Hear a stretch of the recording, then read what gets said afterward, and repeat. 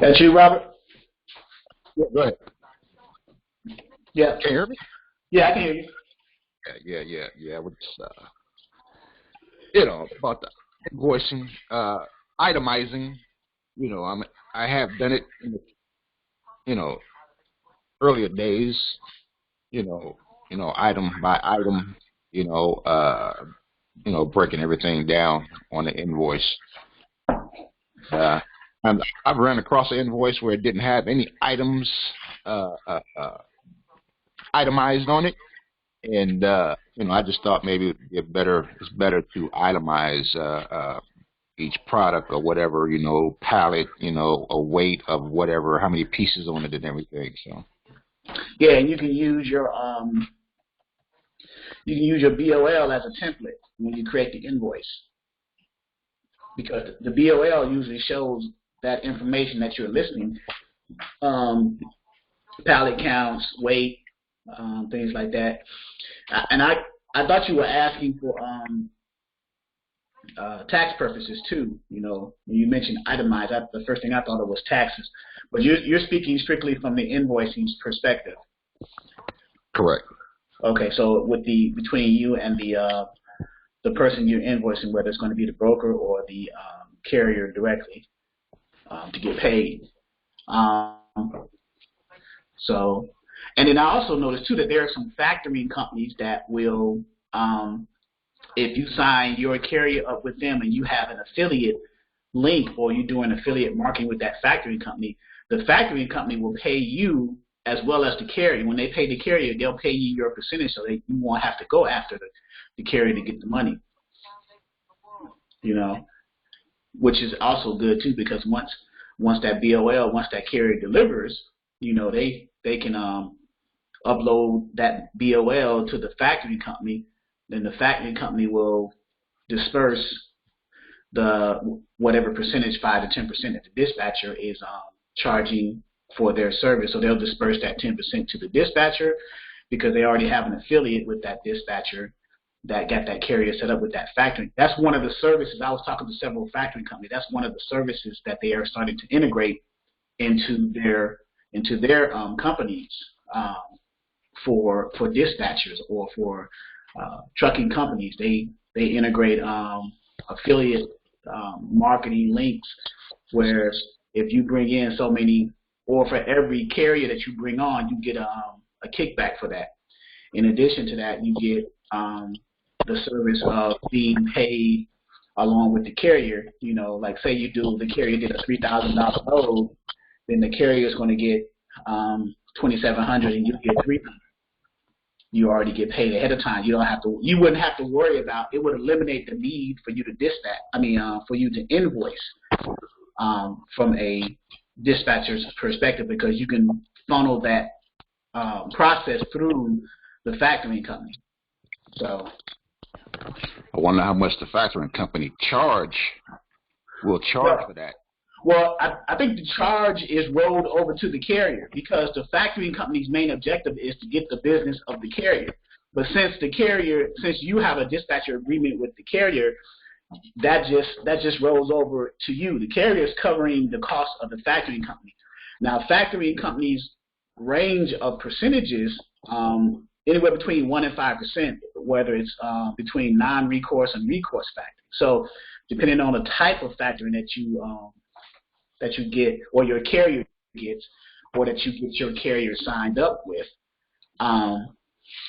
whichever one, I forget the difference between the two, but whichever one provides assistance to the carrier as it relates to going after brokers for not paying the carriers in a timely fashion, whichever one that is, recourse or non-recourse factoring, then that's the one that you would want to have for your carrier that you have under a dispatcher agreement. Now, granted, the percentage is going to be higher in that range. So it's 1% to 5%. So I would say about 1 to 2.5 to 3% may be the type of factoring that does not do that, and then the 3 to 5% may be the type of factoring that does assist carriers in that going after brokers, like in small claim courts and things like that, going after monies that the brokers didn't pay the carriers on time. So the dispatcher gets rolled over into that as part of that extra service as an incentive for bringing that carrier to that factory company. So it's no cost to the dispatcher. Right. Okay. So, and you're providing us an additional service for especially for the newer carriers, because as a newer carrier, you just get your authority. It becomes active after you got your insurance and things like that.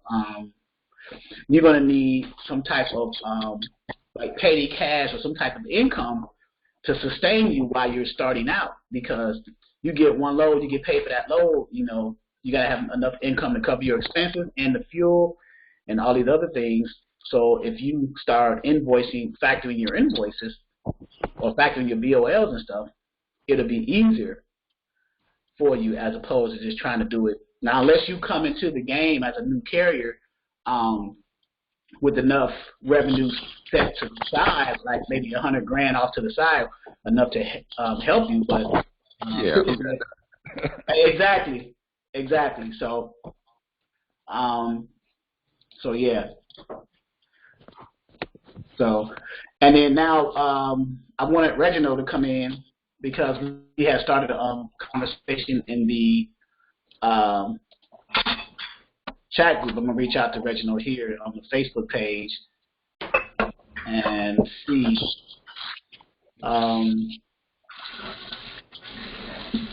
Right, okay. All right, I'll be listening.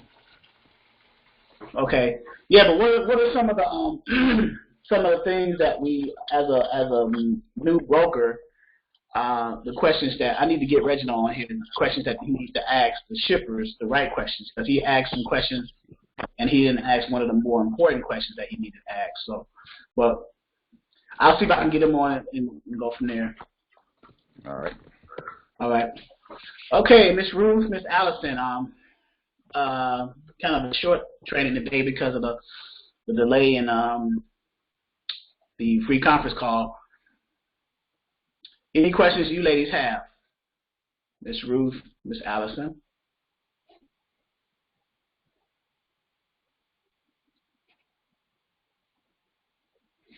Let me see if I got you ladies muted or not. No questions for me right now. Okay. How's it going? It's going good. I did get frustrated, but what happened?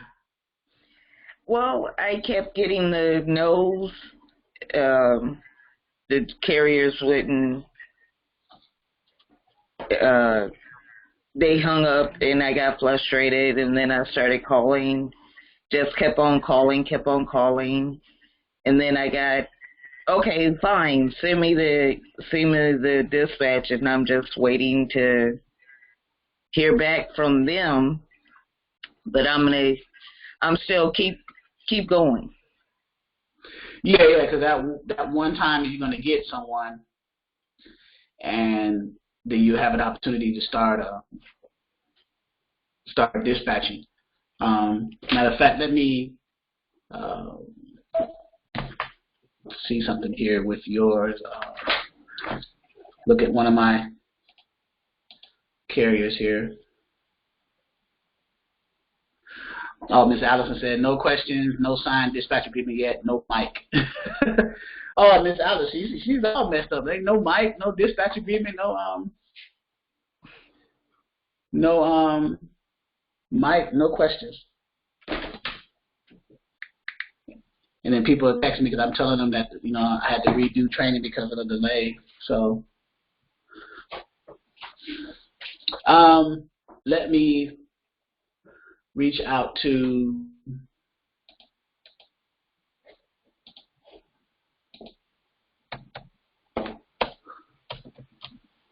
Reginald here.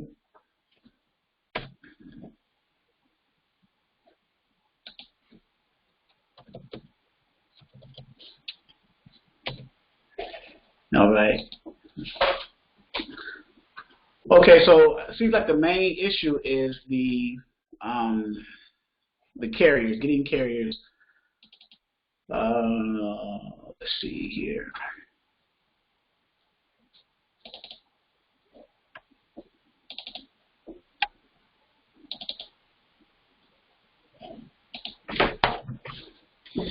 We call Southern Carrier and see what, I'm going to call a few other my old carriers and see what's going on with them. That way give you guys an opportunity and friends.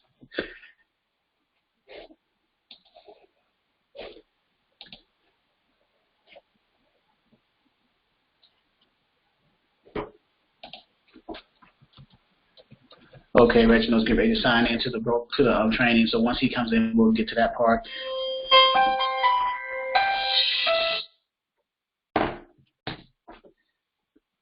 And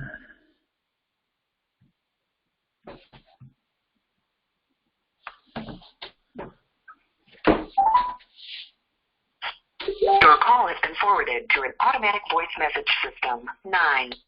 This is a reefer carrier. Let's see, Francie, what's he doing?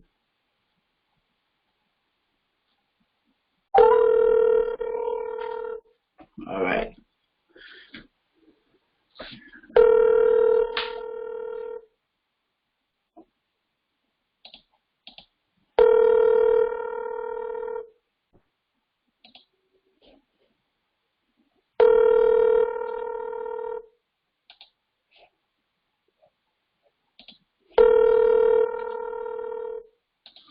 Now, from what I understand, it's like from last 6 training we 0 had, 3. but Smooth was saying that a lot of carriers are getting loads now because of the situation, and freight has to get out. So I'm just wondering how we can approach this as dispatchers. Let's see, Joanne.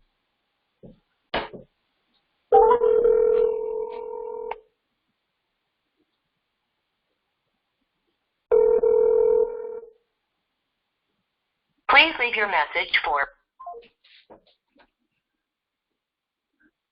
Not every carrier can't be asleep, right? Well, some of my carriers that I'm reaching out to.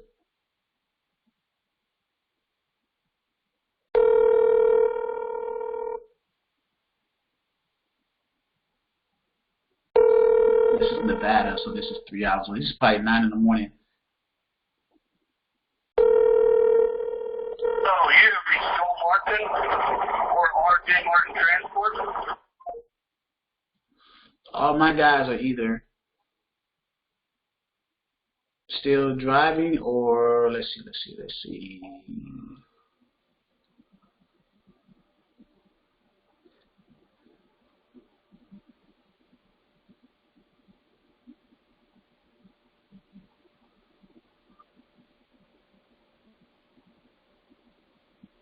Huh.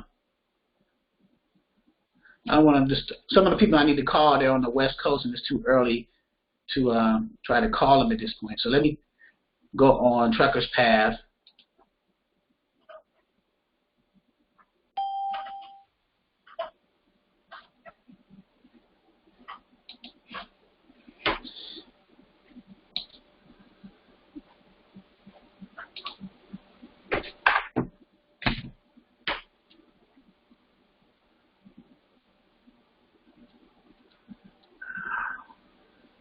Really? It says don't read some of the comments in different groups. A lot of carriers feel that dispatches are unnecessary. Well, not necessarily.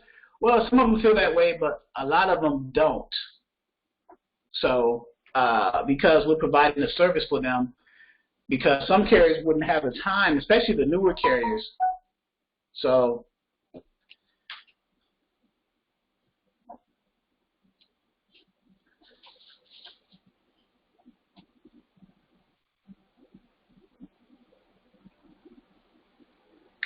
Reginald.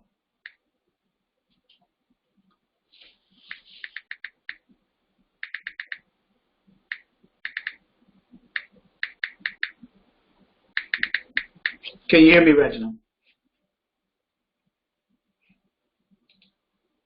Or can you unmute yourself? I'm sorry, can you unmute yourself?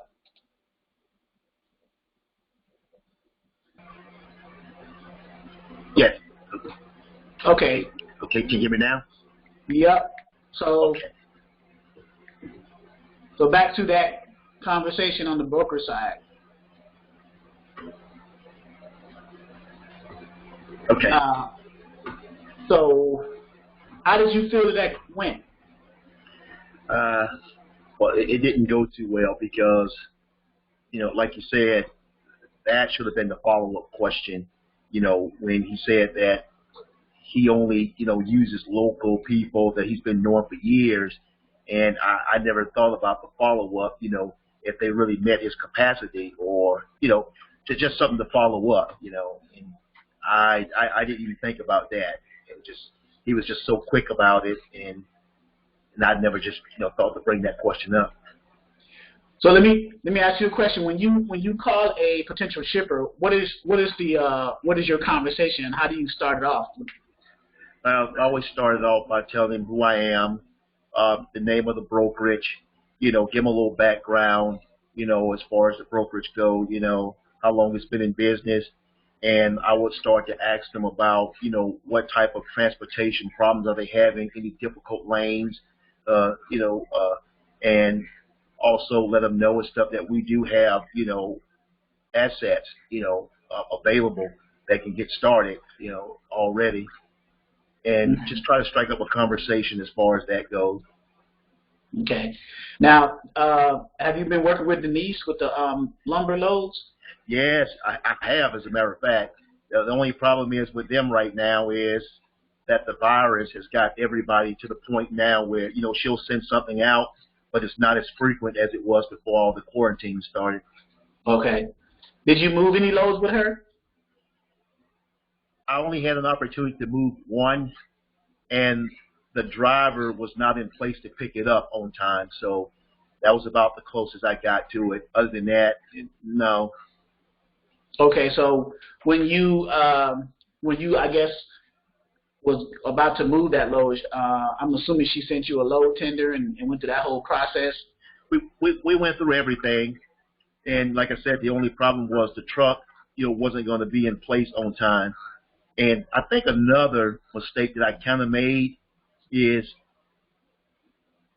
I ended up having a shipper, but I didn't have I do have trucks, but the trucks are in Atlanta and she's in North Carolina. And I think I did a poor job of trying to find carriers in different areas besides, just the ones and stuff that I got here in Atlanta. Right. So one of the things that you probably, I'm not sure if you consider this too, but when you get shippers who are based in, well, not necessarily whether, like, let's go with North Carolina, for example.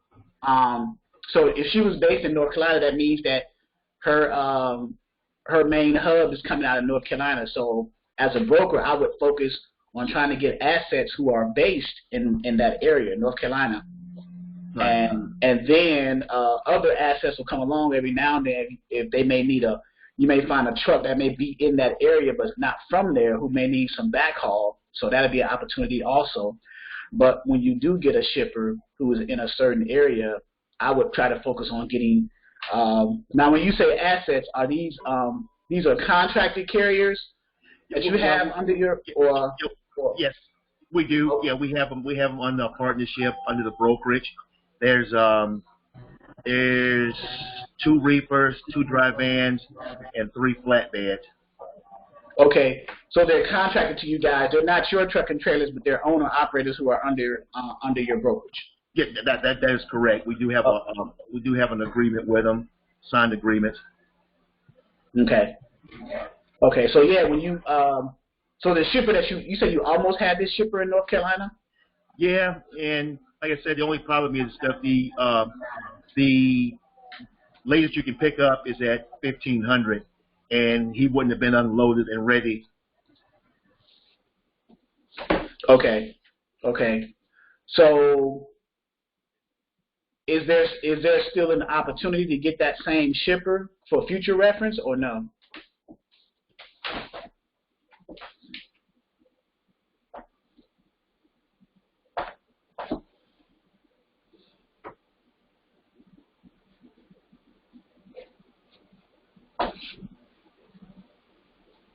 Think I lost you, Reginald. Is there an opportunity to get that shipper for future reference? Reginald, you still with me?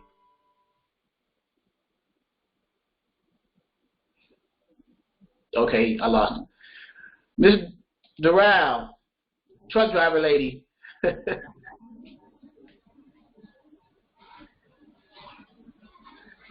Good morning, Miss Hammond.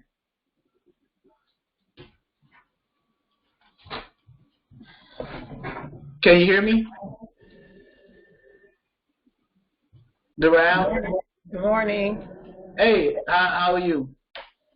Good. How are you doing this morning? I'm okay. You on? Yeah, it looks like you're at home. You're not on the road. Yeah, I'm going to be home for the next 2 months. Oh, okay. Yeah.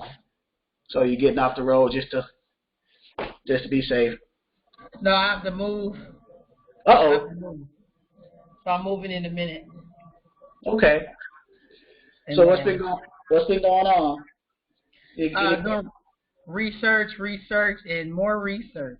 So what are you researching? Dispatching still. Okay. I'm learning. I just learned how to get the invoices to make the payment using certain links. I didn't know about that. I just learned that today.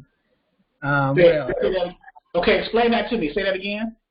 So in order to become a dispatcher, when we get ready to receive our payment from the broker in order to pay your drivers, I guess this is the part that's really not explained to a lot of people, how to get paid. So how to get paid is using a link. It's called squareup.com. And that's one option. Yeah.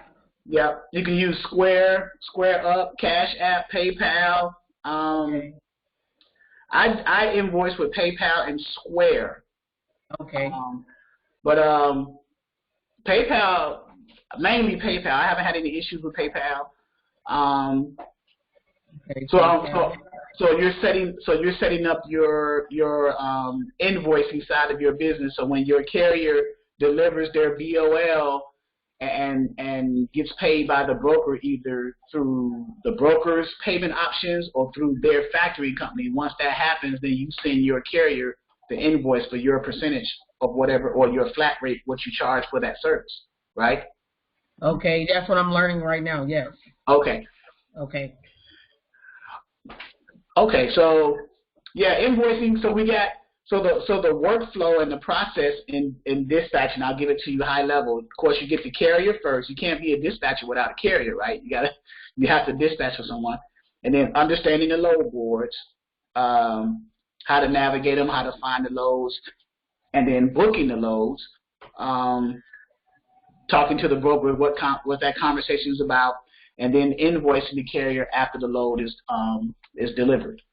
So you're on the and I break it down in modules. I got module 4 talks about invoicing. Matter of fact, I need to update that. I think you froze up a little bit, Doral. I don't know if I lost you there.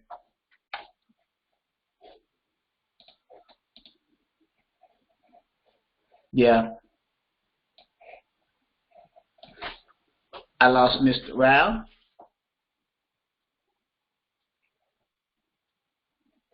She may go in and she may come out and go back in. So, yep, she disconnected. So did Allison. So can everybody hear me who is still logged in? I know Robert can. I think Robert can hear me.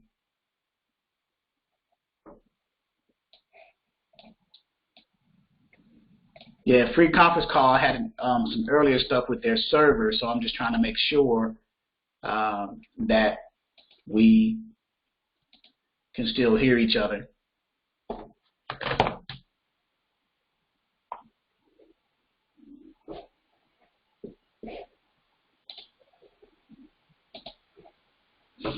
Okay, everybody's chatting now. Let's see.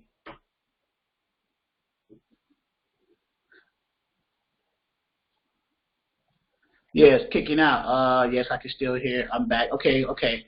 So I'm waiting on Miss Doral to come back because she was explaining what she was learning. And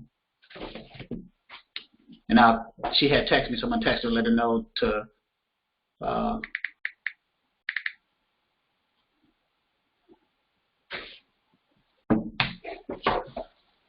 so again, the workflow, the process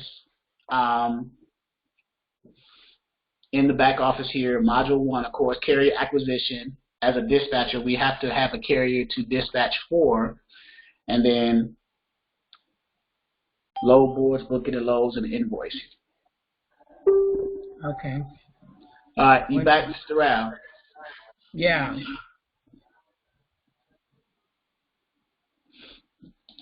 All right. So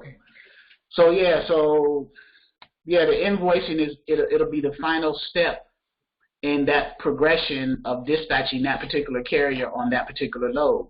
You know, you're getting paid after the service has been provided on your end and that carrier is delivered. So one of the pieces of invoicing, well, there's several options. You got Invoice Home. You can do invoicing from QuickBooks. You can do invoicing from like QuickBooks Pro has invoicing. What else? Invoice Home. Let's go to Google real quick, because there are several options. Can you see my screen, Mr. Rao? Yes. Okay. So yeah, invoice. Let's go here.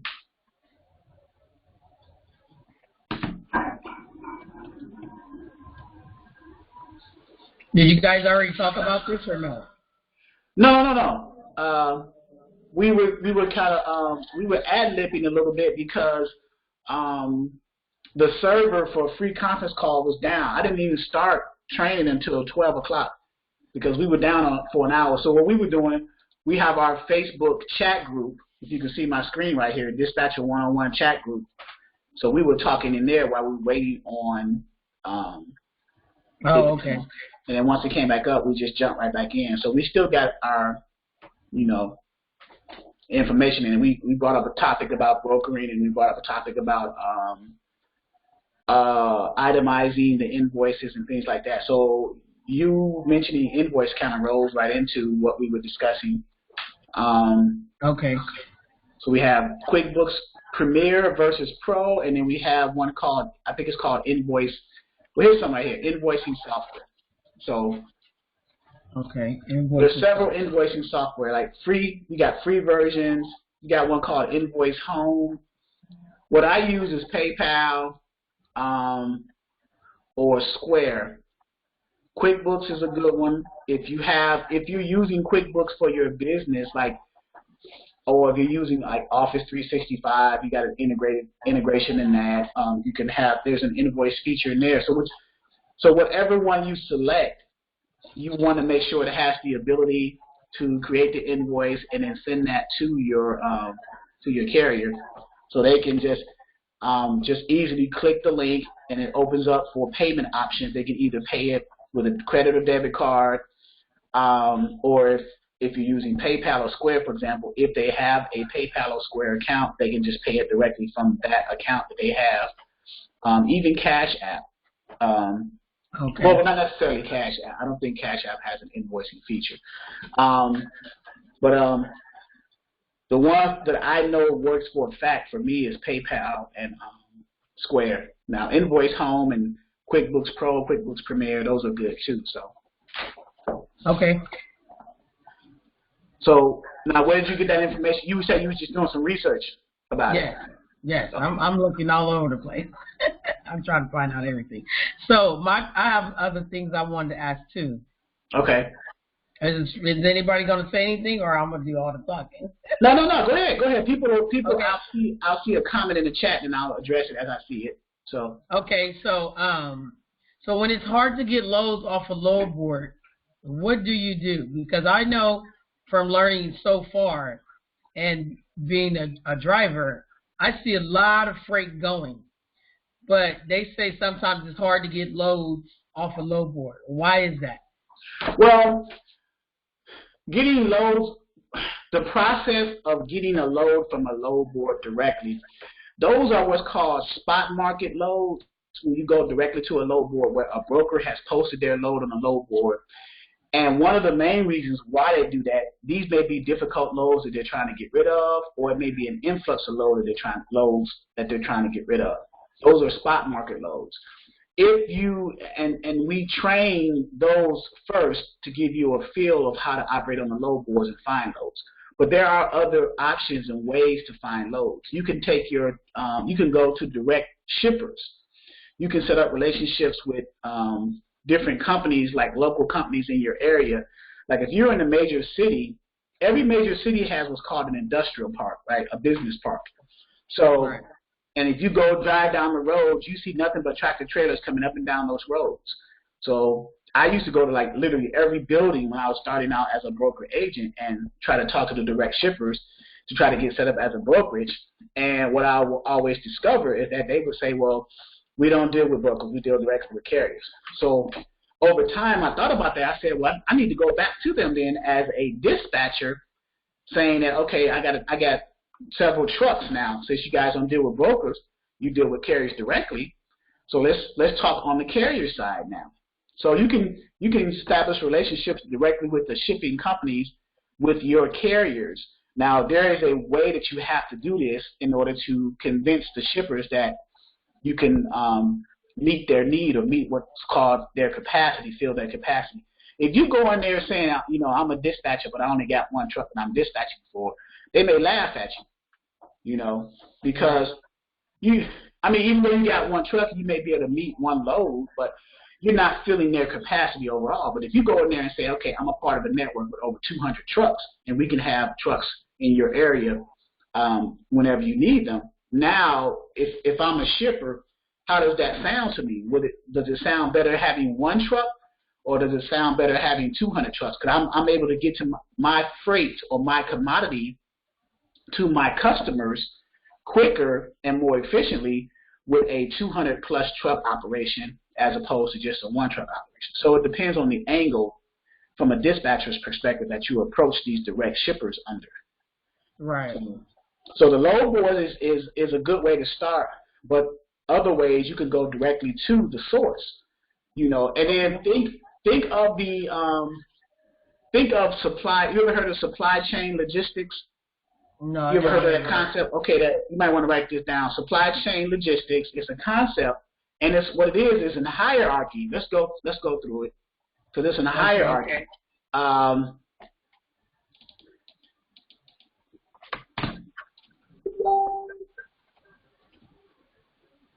Reginald just said something to me on Facebook real quick. Oh, he said it is his internet. Did the conference call not work? Stop working. Yeah, everybody stopped went out and your screen went black. Yeah, I'm still on. Free conference call. Their server was acting up. That's why I didn't start on time at 11 o'clock. But it came back up around like a quarter to 12, 10 minutes to 12, and I've been on since. So, and then I'm asking if everyone can hear and see me, type yes into the chat, please. So as I was going over with Ms. Durrell, am I pronouncing your name correctly? It's Durrell. You said it right. Durrell. Right.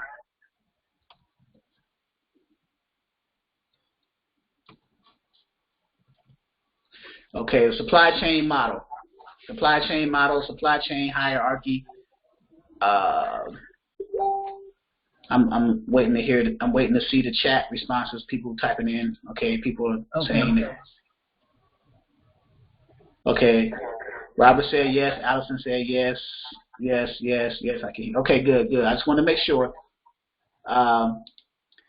So now with the supply chain logistics, let's do supply chain logistics, just to give you.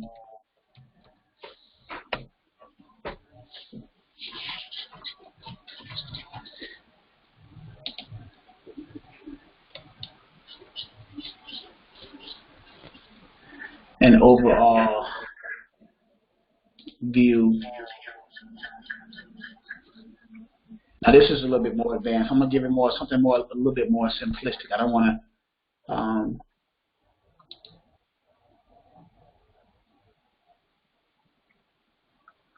to overwhelm them. But essentially, what it is you have in supply chain logistics, you have the raw material suppliers or shippers. Okay.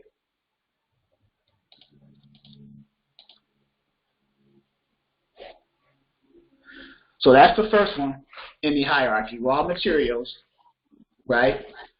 So that's number one. And so at the top of the supply chain logistics hierarchy is raw materials supply. The raw materials that are needed to make everything out here. It doesn't matter what you're making. If you're making cars, if you're making furniture, whatever that raw material supplier is lumber or whatever, metals. So let's write that down. Let me write it down too so I can remember myself. Because I always go with this.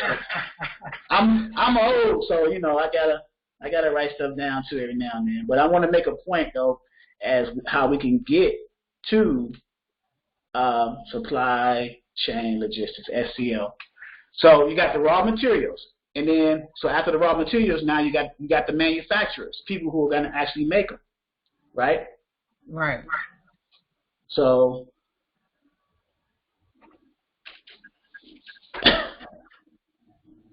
and then you got the distributors, right? That's next in the hierarchy because people got to distribute. It has to get. These the distribution centers, the DCs, right? You have to distribute it. Right. Right. Next, you got the wholesalers, right? You got the wholesalers.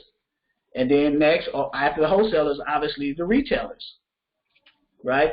And then finally the end users or the customers.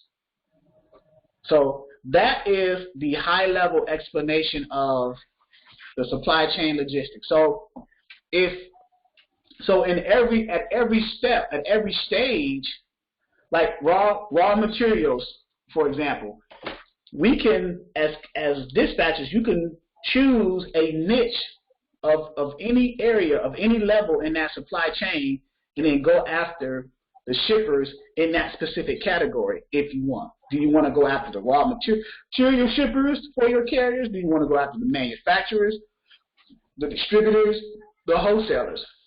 Right? Right. And maybe some retailers like Walmart. So basically, what are examples of retailers? What are examples of wholesalers? What are examples of distributors? So that's when you do your research, and then you decide. First of all, you decide what's your niche, right? What area do you feel that you will have the easiest entry point or the easiest time getting customers for your carriers? Right, or getting loads for your carriers, right? Getting loads, right? And of course you want to start off in your locale, in your area, in your city, within a certain radius, So, and then that's the art there. Okay, yeah, I see Darrell calling in with the 334 number. All right, Darrell, I got you. No. I mean, not Darrell. Reginald. I'm sorry. I'm not calling it. Yeah, Reginald. I meant Reginald. I'm sorry. Okay. He called back in because so now in the supply chain. So let's answer the question. Yeah, I got you, Reginald. So now raw materials. So we can use raw materials. You can say shippers, logistics, or whoever, right? So examples of raw material shippers, right? You could do your shipping raw materials. You can look up those, or you can look up manufacturers, or you can look up distributors.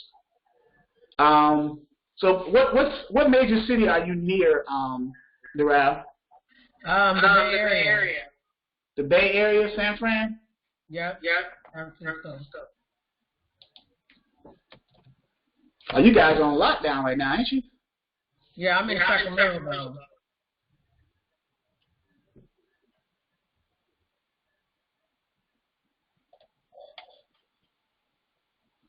So yeah, you got a lot of ports over there too. So yeah. So you can deal with a lot of port stuff. And now you can also look up manufacturers also.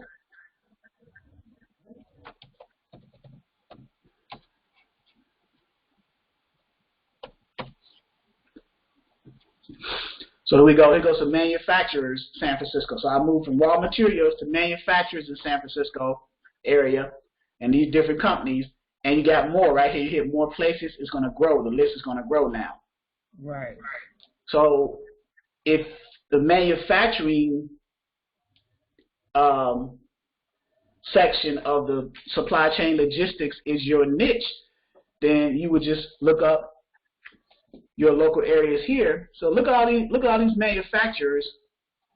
So you tell me they don't need their freight that they manufactured shipped out to somewhere. You see what I'm saying? So we can call them and say, hey, I need to speak to you. Can I speak to your shipping logistics or shipping manager, or can I speak to someone in the shipping department? And then you talk from there. You know, I get I'm part of a network of 200 plus, 300 plus owner operators. We dispatch for them. We can have carriers, trucks in your area, owner operators to meet your capacity. What are your pain points? What lanes do you are you having the most difficult time getting your freight to or out of? And there's about, I mean, I'm counting at least 20 right here, 4, 5, 10, 15, 22, 21. So, I mean, and that's probably not even all of them, but so if manufacturers is your niche, so this is how you would do it in your area. You would just do a search. So now you do distributors. Okay.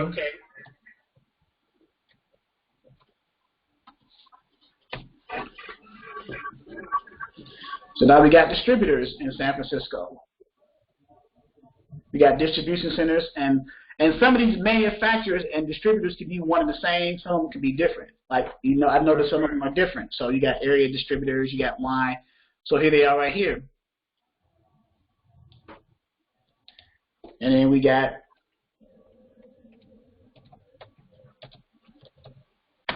wholesalers. Produce, here's produce. Flower markets, Pickering International, area wholesale. You see what I'm saying? Smart food service warehouse stores. You know, wholesale distribution centers. So, and then of course the retailers going to be the major retailers in your area. STC Distributing. Of course, the major retailers, you got like the large stores, the Walmarts, the Sam's Clubs, and all this stuff. So you get an understanding of supply chain logistics, retailers in San Francisco, retail stores. See? Okay. You see what I'm saying? So I mean, you know, but that's another. I say that to say that that's another option outside of going on the load book. So because you were saying you was having a time finding a load on the load board. No, I said I was trying to do the invoices, learning that from how to pay out drivers and stuff like that, and getting them from the load boards. So no, if you find loads and say if it slowed down on the load board, like how do you come from underneath that? Okay, repeat that part again. I'm gonna open up truckers. I'm gonna open up truck stop. Repeat that part again. Okay, so current times in trucking slows down a while. So if you run in a business and you operating solely off the load board, hopefully you're not. Right. And it slows down. How do you come from underneath that as far as trying to keep your business up? Right. I see what you're saying. Like maybe you've been finding loads on the load boards. Maybe they've been seasonal loads, right? Like produce, like over like in Florida. Maybe loads coming out of the Pacific Northwest, like the apples, potatoes in Idaho, and then the season starts to end. So now what I would do, I would strategize as a dispatcher and go to areas of the country or send my carriers to the areas of the country where it's not seasonal and where freight is always moving. One area, one of the major areas that meets that criteria is the Midwest. There's a lot of freight coming out of the Midwest, irregardless of what time of year it is. It's not seasonal. It's non-seasonal freight, and it's always moving. The seasonal freight, the reason why you deal with seasonal freight because the rates are good because it's seasonal. They have to get that stuff out at a certain time to their customers, so they're willing to pay a little bit more. But once the season dies down, like you said, well, what's your strategy? Where do you go? You look up states, and let's do that. I hope just helping people out. Yeah.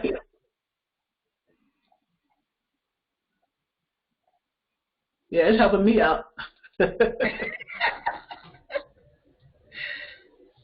That's good. But it's a good question to ask. Because as a dispatcher, that's something that you would want to know. You know. So here we go. Here's a map of the United States. So let me, if I can, zoom in on it. So the seasonal areas, some of the states that are seasonal, like the Floridas with the oranges and produce and things like that. The lumber areas all year round, though, to be honest with you. Washington with the apples, the onions, the potatoes over here in Idaho. Right. Produce coming out of California. So once that dies down, then what? Well, the Midwestern states will always have freight moving. Always. Irregardless of whether it's seasonal or not. Why is that? Because the commodities that they accommodate getting to their customers, the type of freight that gets out, those customers need those types of commodities. It doesn't matter what time of year it is. Whether it's food, whether it's clothing, whether it's raw materials to build things under. You don't have to wait a certain season to ship raw materials to a particular customer for them to build something. They can do that all year round. That's my point. You see what I'm saying? So, yeah. But with the produce, like for example, let's use produce like potatoes or apples, whatever. They're seasonal because they only grow a certain time, and the farmers, they harvest that stuff a certain time, and then they ship it out a certain time, and then once that happens, once the harvest is gone, the season's over with, right? So that's why, that's an example of why it's seasonal. But with the other examples, like with manufacturing types of goods that get shipped out to different locations because they still need those products to make. So you might ship out like raw materials to the seasonal customer over here with the apples to help build the machines that they need to harvest those seasonal goods to ship out anyway. You see? So say if it's paint. Just say if you're hauling paint. Paint's not seasonal. Like Sherwin Williams. Yes. Yeah, I hauled them before. Right, that's not seasonal, and they have hubs all over the country. Right. So that's a good example. That's a non-seasonal type of commodity that can go all year round. So, and I don't know where Sherwin-Williams is based. We can easily find out by Google, but and then I know there's one in Alabama for sure. Right. So they have a headquarters. Most major corporations have a headquarters and then a lot of what's called satellite offices all over the country, or distribution hubs. So,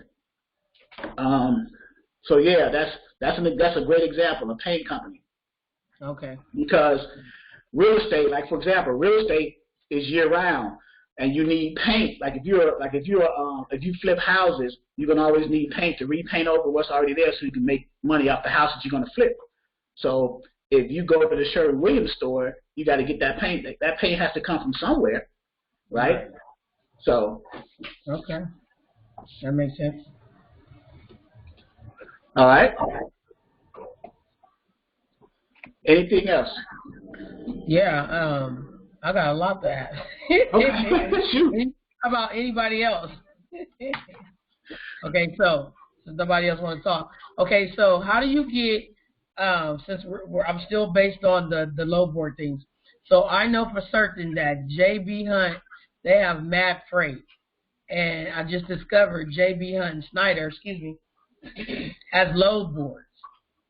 How do you get on their load boards? You have to get your carrier would have to get set up. Like they would have to initially run a load with J.B. Hunt or Snyder or those specialized load boards for those truckers, like C.H. Robinson, the Coyotes. They have their own internal load boards for their specific company, their specific loads for their specific company. So if your carrier gets set up with them with a broker carrier agreement, they get set up and they run that load, then they're going to send you a link, or your carrier a link, to log into their load board, their internal load board on their website, their dedicated website, for you to look at their specific loads, because that's the whole point. They want you to run their specific loads. They don't want your truck going anywhere else. So if that being said, if they want you to run their specific load, then they need to pay the type of money to keep your carrier on their load board. Okay. But that's how you get set up. I mean, that's how you run their loads. The C.H. Robinsons, the Snyders, the J.B. Hunts, Warner, these different large companies, Landstar, they have internal load boards. So, so you get set up with them after you run the loads. You get approved. You have to be an approved contracted carrier in order to run that load. You just can't get on their load board without being an approved carrier. Right, I understand that part, yeah. Yep, that's not going to happen. So you have to be an approved carrier. You have to go through what's called a vetting system, and which is good, because they want to make sure that the carrier that's running that load for their customer has been vetted out as far as like safety scores, CSA scores, all types of stuff. You know, because you know, a bad carrier makes the brokerage look bad, which potentially could lose the business of the shipper. So right. That's the whole point of having a vetting system. So okay, so I just learned about them having load boards, and I didn't know they had load boards. Yeah, so a lot of people don't know that, though. They think it's just because they're giving us the DAT and the truckloads and the 1, 2, 3s and all that stuff. There's other load boards outside of this. Well, yeah, of course. You got other ones coming up the rear pretty fast. Uber Freight, Amazon Relay, Uber Freight. So you can get on Uber Freight and set your truck up on Uber Freight and then look at their load boards and boom. Amazon Relay. Amazon's taking over. They got the airline. They're taking over. You know, when we first heard of Amazon, it was a bookstore. When Jeff Bezos started it in the 80s, now he's pretty much got everything, pretty much approaching everything. So now he's in the transportation industry with the Amazon Relay. So they're getting contracts with customers, and then they're putting together a strategy to compete in the transportation industry, because Jeff Bezos realized that this is a huge revenue stream. So someone just commented, let me see. But yeah, Uber Freight, Amazon Relay, they're coming up. So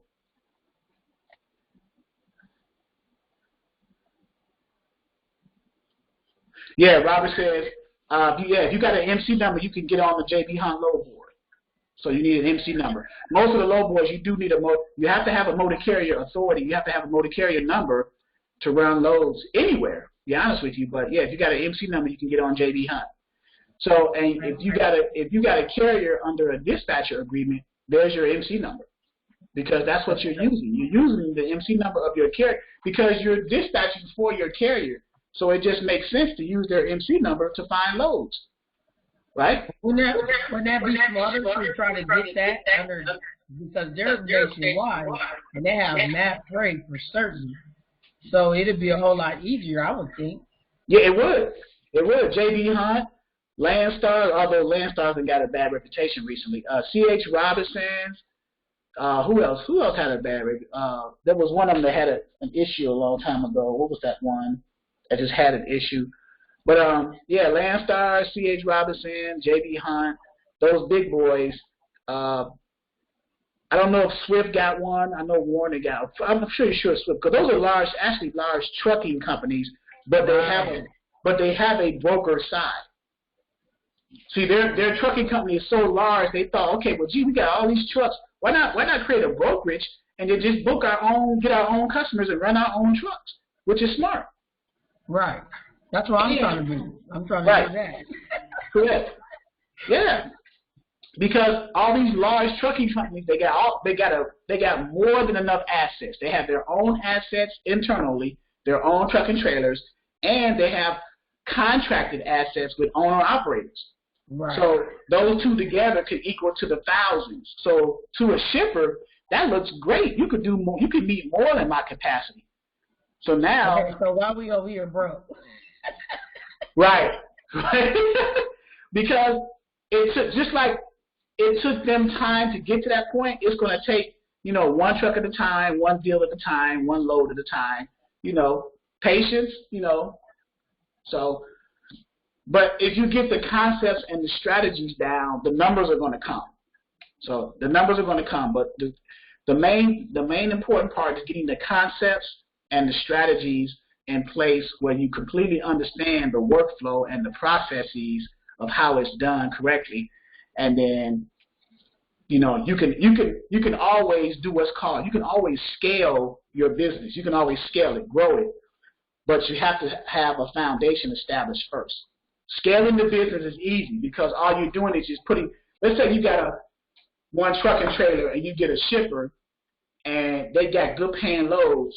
It's not going to be a matter of time before you can add more trucks to your company, because if other owner operators find out that your shipper's paying well, they're going to want to come to you anyway. Right. You see what I'm saying? So get the concept. Get the concept down, and then everything else will follow. So, but when you're looking exclusively on the load boards, that's like spot market. You're looking at spot market loads. So, but you can do spot market loads, and you can do what's called like contracted loads with direct customers, direct shippers. So, okay. What else you got? Trying to think of what's better. Okay, this is all dispatchers, I guess, stuff related, but this is outside of dispatching. The overhead for a TQL too. TQL, by the way, TQL has their own internal load board. TQL. Yeah, total quality logistics. They have a load board too.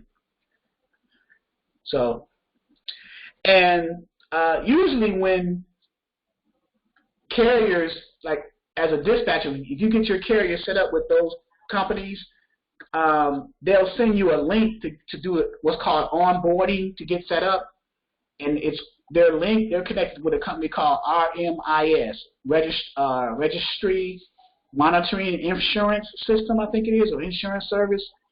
Matter of fact, I don't want to. Let's look it up. Okay. Yeah, RMIS is it's an insurance software. Registry Monitoring. Where are they? What did they say? Yeah, Registry Monitoring Insurance Services. It's a compliance. It's a setup. This is the leader in compliance monitoring in the transportation industry, where brokers will send a link to the carriers to get set up, and they'll put all that. Put that back. I'm writing that down. RMIS, Registry Monitoring Insurance Services. What I'll do is I'm going to copy and paste the link into the chat. Okay. And this is pretty standardized across most of the brokers. This is probably one of the industry leaders in onboarding in the transportation industry. Compliance and onboarding experts. I want to say they're the top ones, but they're pretty up there. So. Okay. So, and I'm curious if they have an affiliate program for someone to set up with them. I'll probably check with them. But yeah, so every source that we use as dispatchers, you might also want to see if they have like some kind of affiliate set up, so you can make extra income on the side while you're finding loads for your carriers. Like for example, factoring companies, they have affiliate programs or an affiliate link that you can copy and paste, put on your website, and if you get carriers to get set up with that factory company, you get a certain kickback for every like for every invoice that carrier processes through that factoring company, since you got that carrier set up, you may get a percentage of that money. So that's an affiliate program. It's called affiliate marketing. So Okay, affiliate marketing. all right. What else you got? You throwing haymakers at me. Haymakers. Making you work today. So far right now, that's pretty much what I got right now. Okay. All right. Well, you're heading in the right direction. Okay. You said that you the one that said that you knew some carriers already, so you're going to go after as far as dispatching for. No, what I told you was I have the what do you call those things? The BOL directly to the manufacturer. Oh yeah. Did you get in contact with the other young lady? Yeah, she and I talked. We exchanged a little information, and I haven't heard nothing else. Okay, yeah, because she's been reaching out to me all week. She'll say, I don't want to bug you, but I got a question. I don't want to bug you, I got a question. So I said, okay. So well, I was giving her the driver point of view from being a driver. Like, I was giving her that point of view because she understand a lot of stuff from the dispatching aspect, but she didn't understand from the driver's aspect. Right. So let's see, OTR, Reginald just put in the chat. well, OTR. nobody want to talk to me because I don't know nothing. I ain't got no business, so ain't nobody going to want to talk to me. No, you good. You got information? Yeah, I got information, but I'm trying to now implement all of this stuff, To be honest with you, you got more valuable information than you may know as far as the BOLs. Now, Reginald may want to get in contact with you because Reginald should still be on this chat, I think, on this call. He is 334. Yeah, Reginald, if you can hear me, you may want to get in contact with. He said, yes, I am. You may want to get in contact because she is the lady with the BOLs. Because Reginald's a broker. Okay.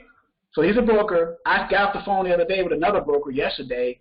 And what I'm trying to do is put together lanes for these brokers. So when I feed them to the dispatchers, you guys will have some good paying. Before I even present lanes from a broker to the dispatching network, I want to make sure that they're paying well. There's no point in giving cheap freight to you guys. It makes no sense. Right. Reginald said you can call him at that number there that I don't know if you see the number in the list of attendees, the 334 number. Okay. Do you see it?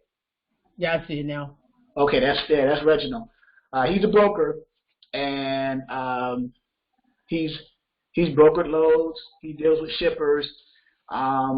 You have potential resources for him. You guys can maybe link up and go from there.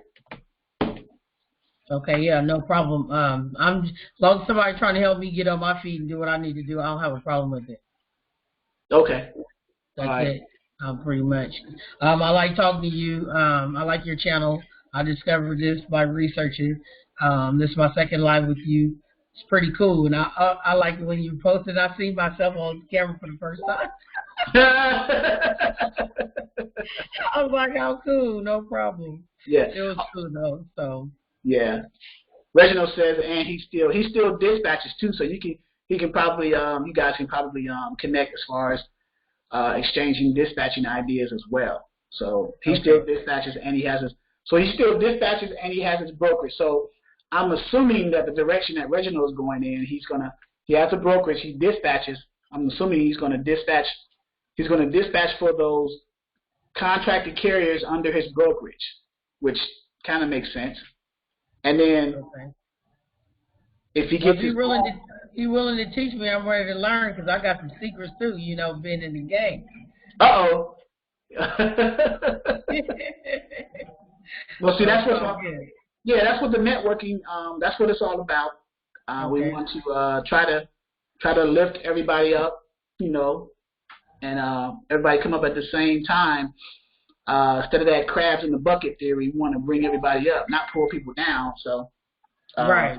I'm trying to work with you as well. Yeah. Okay. Yeah. No problem. No problem. Reginald said yes, and also we're closing on 2 warehouses next week.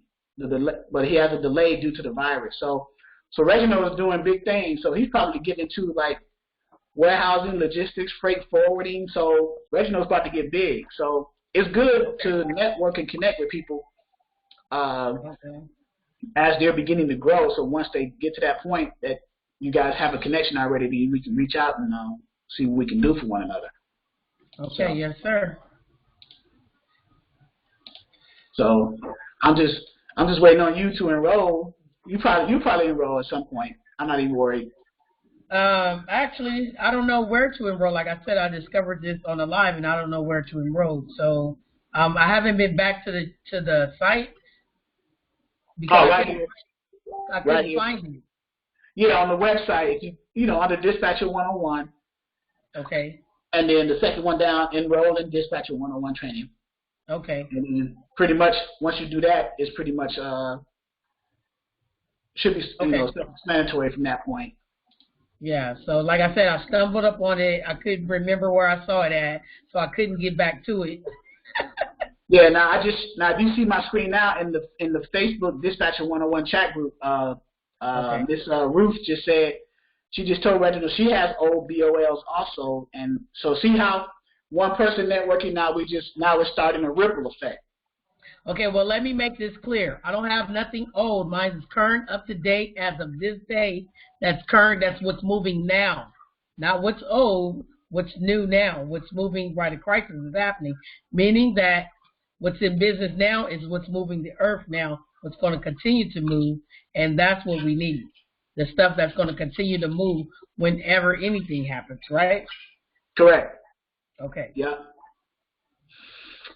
That'll work. And Miss Ruth she said she has the OBLs now. She may mean from like the shippers that they still may be in business and they still may be moving current freight as well, but she's just saying old BOLs that she may have. I didn't realize that Miss Ruth was a driver. But okay, she just said I'm sharing my screen there, but yeah. Okay, no worries. Yeah, so now we're networking now, so. Good. That's good. Yeah. All right. Anything else? Let me see. My one thing I would advise all the dispatchers, you know, is to get an itemized structure of how you want to set up your dispatching business. You know what.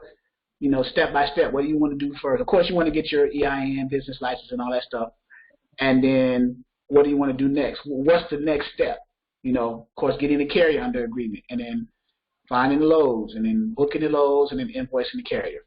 So get a game plan and stick with the game plan, follow it through, and things are going to change. You're gonna amend, you're gonna update your game plan as you discover and learn different things. But the point is to have a game plan, right? So and have a step by step. So the next training we probably want to go over. We can go over like an itemized step by step process of what we believe will be a good workflow or process in the dispatching field. So. Yes. Okay. Yes, sir. Oh, okay. So she drove over 8 years. So she just typed in the chat. Okay, Miss Ruth, driver over 8 years and 30 years of family experiences. Okay, very good. So we have some experienced drivers and people with great knowledge in this network. So we're gonna be okay. We just helping each other, we're going to be fine. Anything else, guys? Let's see. So that's all dispatching. Okay, so after you dispatch, because dispatch is like the lowest you can get in. When you start to want to do a brokerage like the other guy has, that costs a lot of more money, right? I wouldn't say a lot of more money, but it is some startup costs. Like I was on the phone yesterday with a gentleman who is still in the process of getting his brokerage active. He's in the getting his insurance quote. He's getting quotes for insurance. He's already applied for his MC authority, his brokerage authority. He filled it out. He paid a $300 one-time fee from the FMCSA website, and there is a 45-day process to wait, because the 45 days is to give someone a chance to dispute the fact that he or she is applying to become a broker. That's just the process that FMCSA does. And then after that time period is passed, then he already has his processing agent. So there's steps in that. You need a trust fund or a surety bond up to $75,000. You need a broker authority, whether it's going to be a broker of property or a broker of household goods. I think Reginald can input on this as well. He understands that process. So Reginald, yeah, that's a good point. Reginald, if you're still on the call, you can unmute yourself.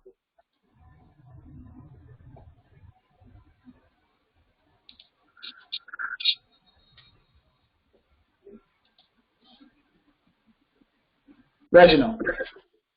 Okay, can you hear me? Yeah, I can hear you now. Okay. So, what are the startup costs in being a broker? What's all involved as far as the authority, the BMC 8485, the OC3, what are, Right.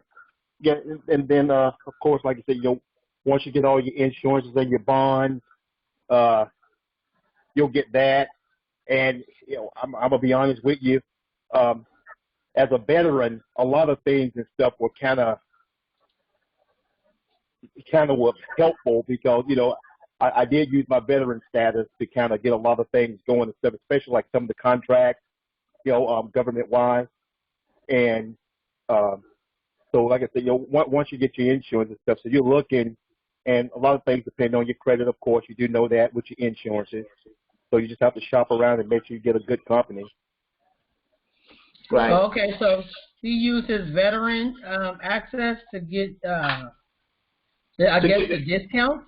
Well, to get the yeah, that's what you said, right, Reginald? That's right. A lot of companies and stuff, if you're a veteran, a lot of companies will work with you, with a lot of stuff, especially, disabled veterans with 8A certifications. They do a lot of work with you with that. So if you're an 8A, I mean, sky's the limit. I mean, you can just about kind of talk them, I'm not going to say talk them into anything and stuff, but you can kind of get them to work with you with a lot of stuff. Okay, what if you have a veteran that want to go into business with you? What if you have one of them? Well, that's always a good thing. Because like I said, if you have an 8A certification and stuff, that's always, what you need and stuff to kind of, it's not really kind of working the system, but, it's part of what the Veterans Administration and stuff provides as far as your, vocational rehab and, and Heroes for Hire program. Okay, yeah, I heard of Heroes for Hire. Okay, yes. That's good information right there for certain. All right. You're going to have to call me because I got questions. Okay. Wow. Yes, sir. Yes, sir. Yes, ma'am. All right. Do you see my screen, Darrell, with the enrollment link and all that stuff? Okay. Yes, I see it. Okay. I see it now. All right.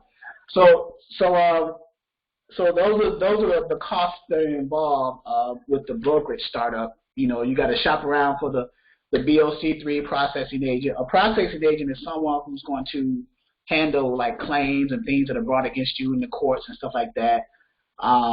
You have to get bonded, either a surety bond or a trust fund. They're BMC is called the BMC 84 or the BMC 85.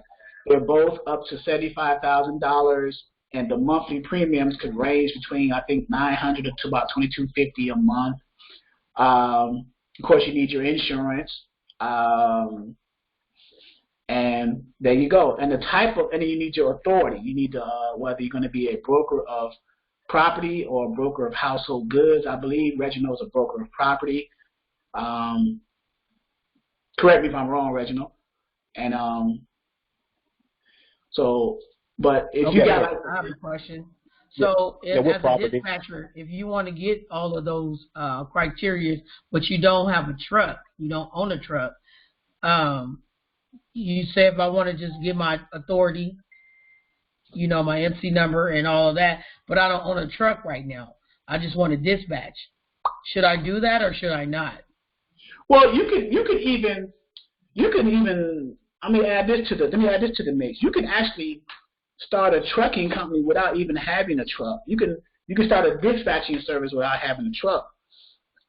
You can apply for an MC authority, a motor carrier authority, not a broker authority, but a motor carrier authority as a trucking company, and then lease your authority to owner operators who don't have their authority for a fee.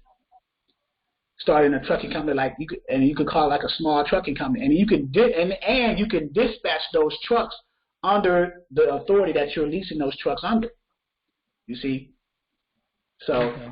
So there's different strategies into it. You just gotta have that plan. How do you want to plan it? What angle do you want to come in? I know coming in as a dispatcher is probably the lowest barrier to entry because it has the least resistance as a dispatcher because there's not a lot of startup expenses. There are some, but they're not extravagant. Okay. And then of course. And then starting a small trucking company, getting your authority, simply just getting the MC authority, whether you're going to be probably an MC of a common carrier authority when it relates to an MC authority, because you have a common carrier, contracted carrier, household goods, and passenger.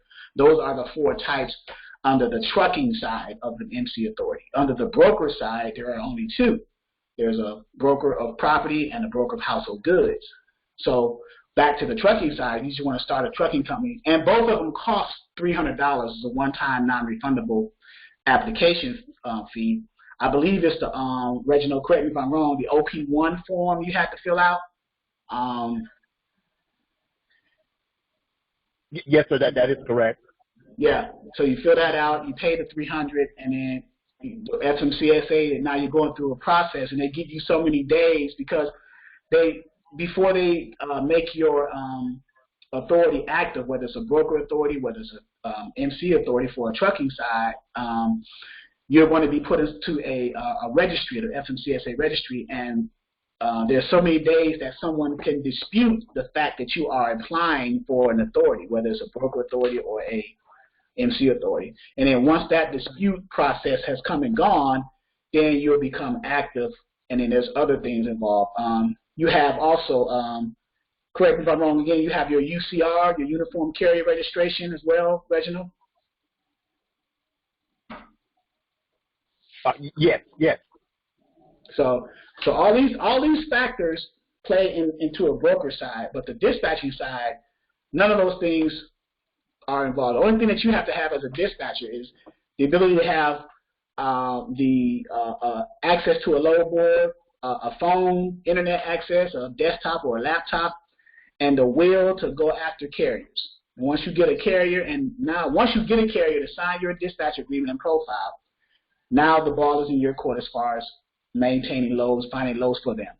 But if I were you, from the dispatching side, while I'm going after carriers and try to find carriers for them, I'll be strategizing and trying to find areas where loads are moving, maybe going after shippers in your area, working that angle at the same time of finding carriers. So when you do go after carriers, you can actually advertise the fact that you are working on direct shippers for them or dedicated freight. Carriers like to hear the words direct shipper and dedicated freight. That's like money in the bank for the carriers.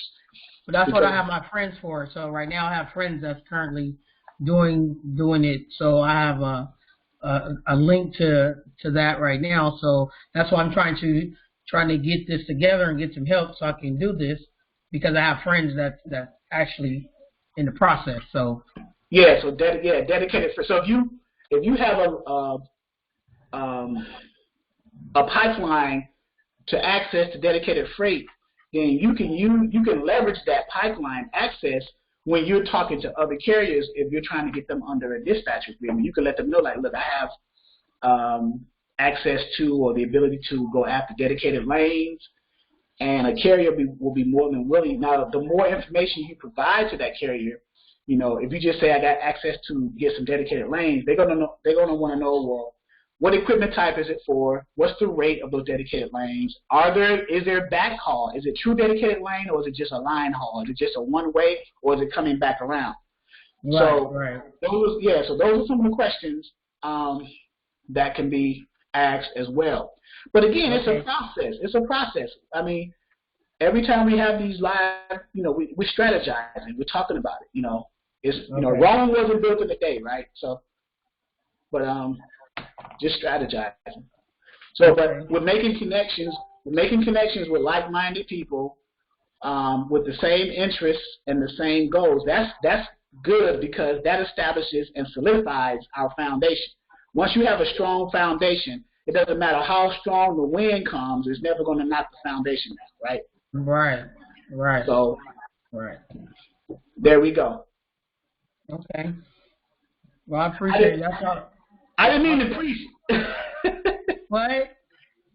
I didn't mean to preach your Sunday, too. I didn't mean to preach. I'm sorry. Oh, no, it's good preaching. We need all the information we can get, because, man, we got to start off somewhere. Yeah. I'm looking for partners. I'm looking for partners to help me out, so I'm putting it out there. So I'm looking for partners so we can grow and run this together. That way, it's not an I thing, it's a we thing. Yeah. Not today, Rob. I'm not going to call carriers today. I may call them Wednesday. Yeah, they close anyway. They ain't answering no phone on Sunday. Well, some carriers, they're doing their 34s, their releases, and some of them are probably I don't know if they're self-quarantining, but a lot of carriers are on the road moving freight on the weekends, because there's been a lot of freight movement because of this situation, because things still have to get to their destinations. Right. So, but you said you're looking to partner with people. We are, we can just use the network. Once you enroll, that'll be even better. Okay, I'm going to enroll. I see you have the. Robert says we're partners in this network. Join us. Yeah. Once you enroll in this, and then you connect, if you go to the Facebook and then connect to the Dispatcher 101 Facebook group, I will add you to the chat group. Dispatcher I know you 101. said you were going to do that last time. Yeah, but did you join the Facebook group? Let me see. I don't think so. Let me do it right now. Okay. Because I don't know what name you are under Facebook, so. Okay, so it's what's the name of the group again? Just type in the search bar Dispatcher 101, and then you'll. Because if you see me you see my screen now, right? Yeah. So.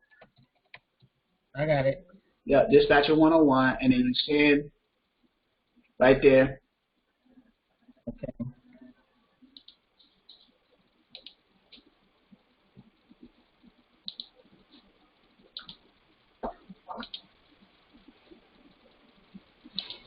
So that's pretty much all the questions I had. Okay. It says enroll.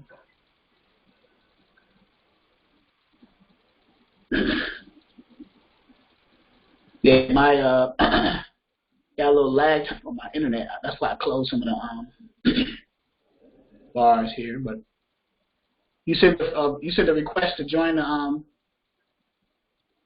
It got me enrolling in the Dispatcher 101 beginners. On Facebook? Well, here I am. I don't know if you can see that. Because I'm looking for the.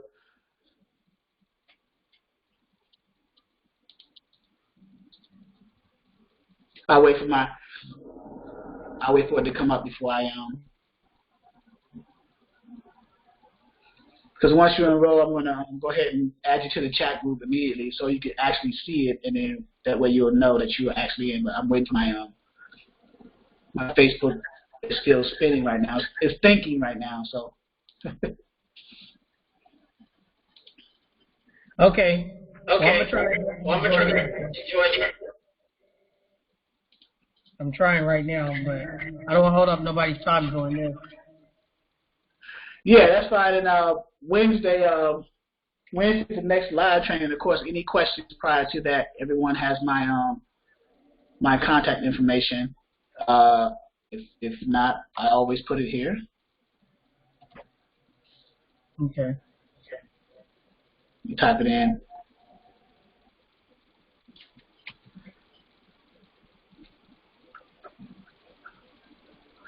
All right, so if there's nothing else, I will see you guys on Wednesday. Okay, thank you. I appreciate it. No problem. Looking forward to you joining and welcome. Thank you. Thank you. I'll be contacting. You said Wednesday, right? Yeah, Wednesday. Yeah, because on the website, if you see on the website, see my screen, everything that you need in the Dispatcher 101 is going to be under the Dispatcher 101 link at the top. Okay. You see that? So the first one is live online training. If you click that one, it's going to take you to the page where you can click the link to join the free conference, like you did earlier to come into here. Okay. So and it shows the times. This Wednesday 6 p.m. Eastern and Sunday 11 a.m. and then the links and all that stuff. And then of course the next one if you enroll, and then once you enroll, you're going to get an email for orientation and access to the back office, and then you'll have access to everything in the back office at that point. Yes, okay, no problem. So all right, let me enroll right now. Let me do all I got to do right now. Okay, then I think I saw your Darrell Hammond. I got you right here. There, yep. There I go. So ask. You like the page. You didn't ask to join. Okay, wait. I'm doing everything. I'm liking them, just subscribing. I'm doing everything. Okay, how do you? Okay, it says business consultant, Dispatcher 101. So where I'm joining at? I'm trying to see. It says learn more. Let me. Okay, Facebook group, Dispatching. Yeah, Facebook group. Okay, there you go. Got it. Join. Right. Your request is pending. Right. That means it's going to come over to my side. Once I see it, once my computer stops spinning, I'll go ahead and see that, and then I'll go ahead and have you join, and then add you to the chat group, and then you'll be able to see yourself in the chat group. So. All right now, this high tech stuff. Okay, so I'll see you guys on Wednesday. All right, cool. Tell Mr. Reginald he can give me a call. Thank you. Yeah, he's expecting your call. Yeah, I'll do it. All right, thank you. All right, you guys have a good day. Bye, everybody. All right.